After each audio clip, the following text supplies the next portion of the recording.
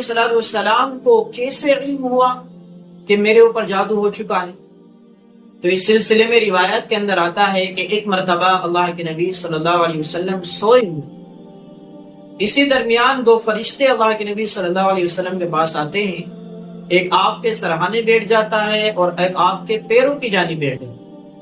چنانچہ سرہانے بیٹھنے والا فرشتہ پیروں کی طرف بیٹھنے والے فرشتے سے پوچھتا ہے کہ تمہیں معلوم ہے کہ اللہ کے نبی صلی اللہ علیہ وسلم کو کیا ہوا ہے؟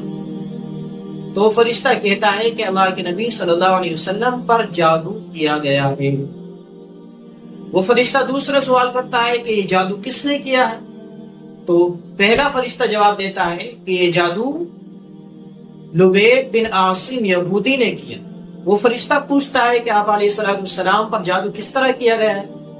تو دوسرا فرشتہ کہتا ہے کہ آپ علیہ السلام جس کنگھی کو استعمال کیا کرتے تھے اس کنگھی کے دندانوں کو لیا گیا ہے اور اس کے ساتھ ایک رسی کو باندھا گیا ہے اور اس پہ 11 گرہیں لگائی گئی ہیں اور ہر گراہ پر ایک سوئی لگائی گئی اور اس چیز کو فلا جگہ پر فلا کنویں میں جس کا نام بئر زروان ہے، اس کنویں میں ایک کھجور کے غلاف میں رکھ کر دفنا دیا گیا۔